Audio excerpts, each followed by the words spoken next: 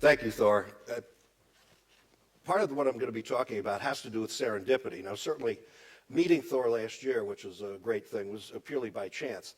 And some of the things I'm going to be talking about, when I talk about the brain or mind of a dictator, really, in part, depends on chance. It's the chance of genetics, it's the chance of where you were brought up, how you were brought up. And being at this forum really gives one an opportunity to understand how lucky someone like me, for example, is to be born in a place and a time that has all the freedoms that many of you are going to talk about, many of you in your countries have lost. So I'm going to be talking about really a tour of the brain of a dictator. And much of this will be hypothetical, but it's based on a lot of what we know about people who behave like dictators. Now, so here's the title of the talk. It's the mind or brain of a dictator. If you're a dualist, you might want to use both of those terms. Right here is, I'm going to be talking about connections of the brain first, and then genetics, and then how all these things, nature and nurture, interact to produce different kinds of behavior. So in talking about connections of the brain and where they might go wrong, it's going to look at first to be very complicated, but it's really a pattern that you're going to understand quite immediately. And I'm just going to layer different aspects of behavior and those parts of the brain that seem to be misconnected in behaviors that we'd find in a dictator, somebody like a dictator. That is from a normal brain. That was the first one we reconstructed from a living person. I'm going to be talking about abnormal brains. This is a kind of a supernormal brain. This is a brain of a very gifted flamenco dancer that we reconstructed.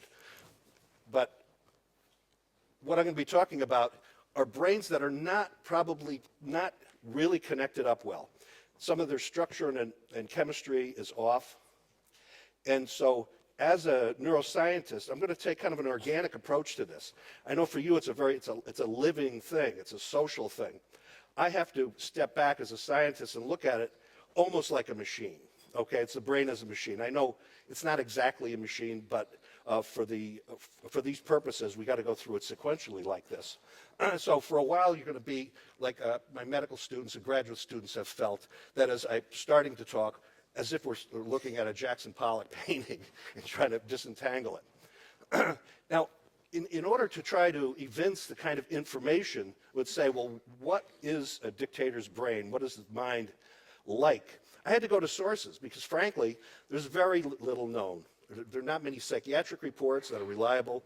There's certainly no genetic reports, no brain imaging that we can rely on, because a lot of the work we do is we look for genes as the basis of behavior. For example, changes in schizophrenia, depression, addictions, violence, etc. But nobody's really ever done that. So we've got to put together some pieces of information from cases we know. Now, I went through 15 books. Here's a sample of some that I read, but I went to primary materials of what these people wrote, what was written about them, to try to get a picture. So I'm going to try to get an overall picture of the commonalities between these people. And so I went to a number of sources, and starting back with Xerxes and Persia and going through the Roman era all the way up to the present. And so in going through these, I tried to get as much information as possible, and I made a matrix. And I looked at the matrix and I said, what is common to all these that we know of all these dictators? And here it is, glib and charming. They have a grandiose sense of self, charismatic. They love to lie. I mean, it's just a natural thing to lie, and they actually believe their lies. They're manipulative, cunning, lack of remorse and guilt, emotionally shallow. They live kind of an emotionally flat world. Lack of empathy and callous. They really don't read other people. They deflect responsibility for actions. They have poor early behavioral control. Many of them are hypersexual or, in some cases, asexual. But sexually, they're off, every one of them. They're impulsive, many times irresponsible. But they know how to cover their tracks. They also have these traits on the right. They have an unusual need for stimulation, socially deviant lifestyle, abusive, sexually deviant, sadistic. These things on the right are negative characteristics. The ones on the left actually help these type of people get through in a very charming way and able to convince people of what their program is, what their vision is for the world.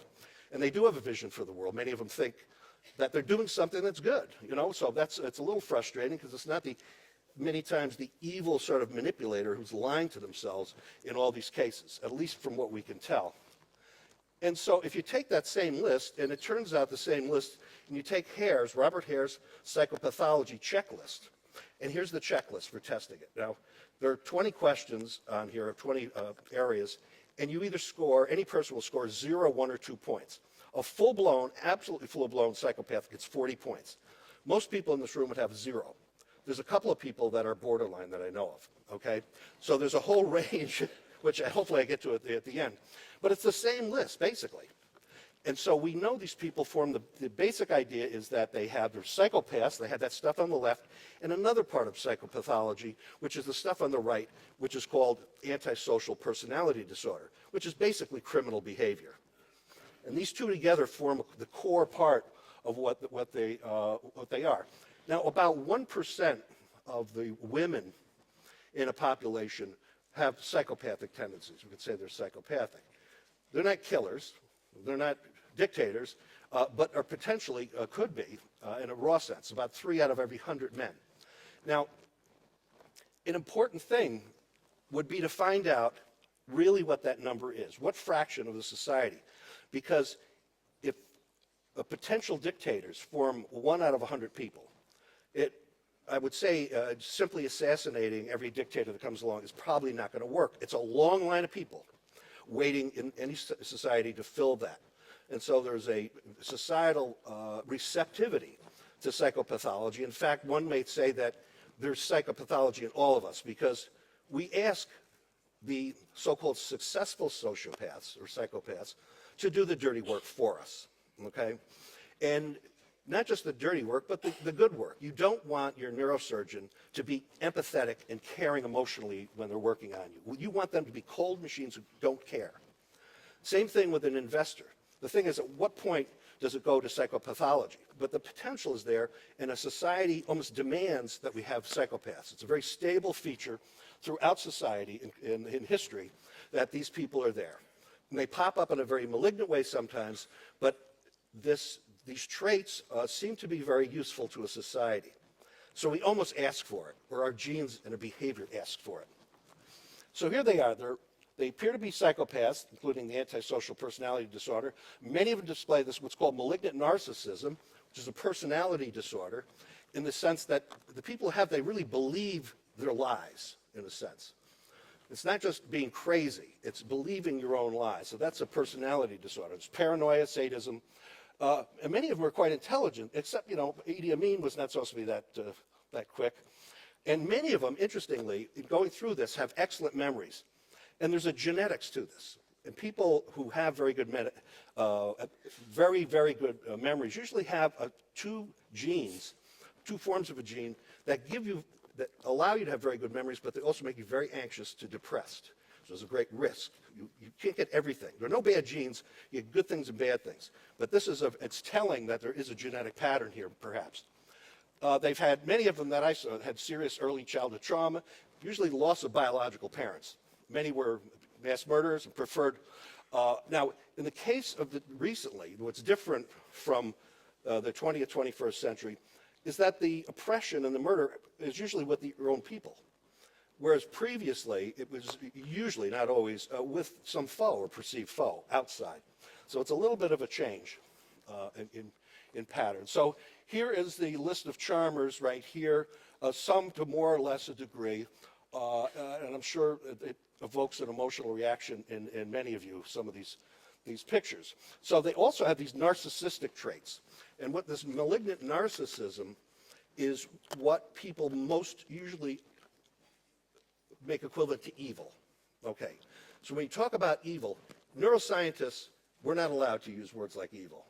We don't believe it. Just, range of behavior, right?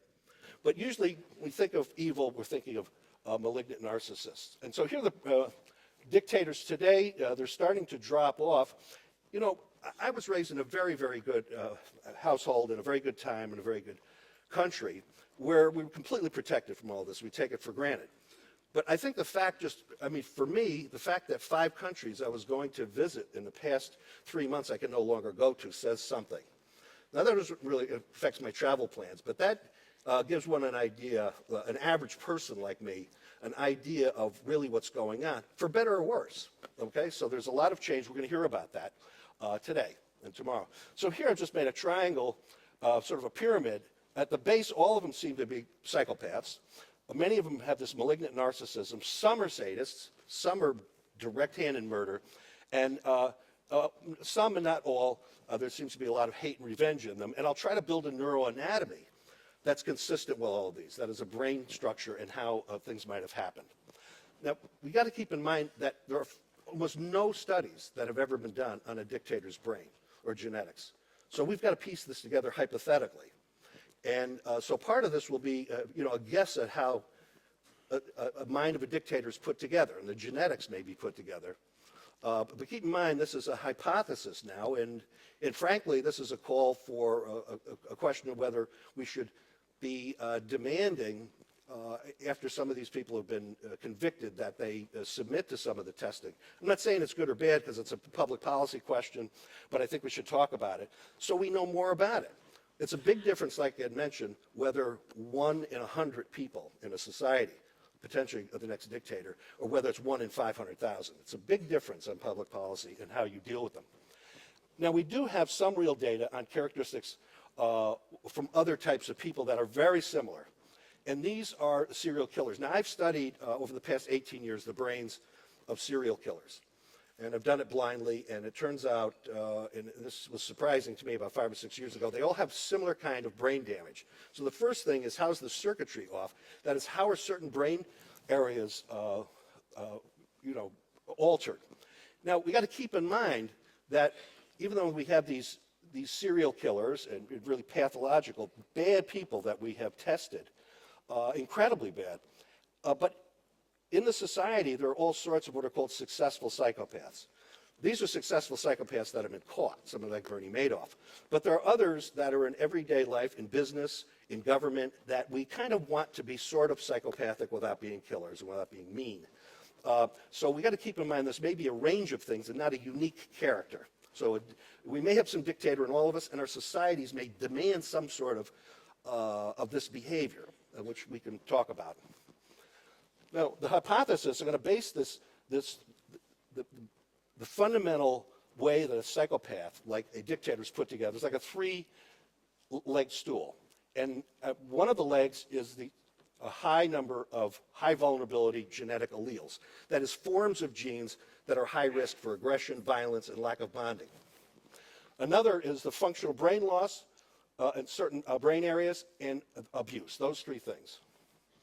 And so whenever we look at the way of behavior is processed, we start with genes and epigenetics, that is how genes and environment work together, all the way through synapses, cell clusters, and then to distributed circuits in the brain at the top. And somehow out of those circuits, a miracle occurs. We have behavior. Nobody knows exactly how that happens yet. And so on the right here, in this model, we have environment. On the right here, this is nurture. On the left, genes, brain physiology is nature. These 2 domains interact, one at the genetic level through what's called the epigenome, and then the other ultimately at the end stage of behavior, motor neurons that make people do things, and that can be explosive or what we consider normal behavior. Now, here are the parts of the brain that are altered in people that have a problem with moral dilemmas, that is, with ethics and morality. And now there's a lot of data to show that this area of the frontal lobe here, it's called orbital cortex or ventromedial cortex, there's something wrong with people who have lack of ethics and morality. Here are some of the people that we've studied, psychopathic killers, serial killers really, and the 2 areas of the brain that are, and the arrows are a little bit off, are the areas, the orbital cortex, which is right above the eyes. It's this lower part of the prefrontal cortex, and also the amygdala, the anterior temporal lobe. So these 2 areas are malformed in all these people, and some of it's due to what happened before birth. Some of it's due to damage after birth. They could be run over by a car. It could be a tumor. And so these are the 2 areas right over here. We have the orbital cortex, this is the middle view of the brain, and the amygdala. One is kind of your conscience, and the other kind of the devil, if you will. It's kind of the superego and the id. How these balance out, and they try to control behavior. Whoever wins determines what behavior you are. The thing is that we all do these things that the amygdala wants us to do, which is aggressively trying to find food and fighting, for example, and sexual activity, but it's done in the right context. And orbital cortex gives us the proper social context in which to do these behaviors. The adult brain in balance, and this happens when you're about 21 years old, they have this upper part, this is what's called the cold cognition, or the rational part of the brain, is in balance with this lower hot cognition part. When these are out of balance, which occurs in the teenage years, but in people who have a congenital problem, and there is one person who does have a congenital problem in this room with this, will be out of balance. So they may be unbalanced. Their reason may be really trumped by emotional problems and moral problems. One of the areas that is probably often a dictator is this mirror neuron system. It is part of the brain. It's on the side of the brain near the cortex that feeds into that area of emotional processing. It's called the mirror neuron system. And where they meet, where they interconnect with the emotional system is called the insula. The insula is thought to be that part of the brain is when I see you doing something and you're in pain, I feel empathetic toward you. Here is another area, the right or non-dominant prefrontal cortex really in part determines what political party you are. People who have lesions of this when they're older, 50, 60 years old, will change political parties. It's quite amazing. But it affects how we determine punishment, how we deceive people, how we resist temptation. This area of the brain is probably off in dictators. And if we look at this other, which is a key one, is on the non-dominant hemisphere. There's an area right here that determines the morality and the intentions of other people. People who are paranoid have this, and it's off. It's not connected properly. And so therefore, we think that this area that has to do with paranoia, and we've studied paranoids right here with PET scanning, that area is turned on when it should not be. People are always perceiving a problem. And then all of these then tie in ultimately with the oxytocin vasopressin system. These are the bonding hormones. We've checked these in numerous people, and we're doing population studies now. And it's just how you bond with your mate, how you bond with your children, how you bond with the society at large. And these are probably often dictators because they simply don't bond. There are also a couple of studies on hate, and these areas on hate and also sadism are right here. Again, the insula that we talked about, and this other area, premotor cortex. These two connect with this entire system and are problematic. And so here's the entire system, the brain regions. In terms of the genes, I'm going to spend 1 minute on the genes. So if we look at this other part of the system, high vulnerability genetic alleles, that if you inherit what's called this one warrior gene, monoamine oxidase, that affects serotonin, when you're born, the size of these areas that control emotional behavior is different than of other people. And so we know that people who, it's kind of this natural warrior tendency or aggressive personality, which can be found in normal people, their brains are actually, when they're born, different in these areas.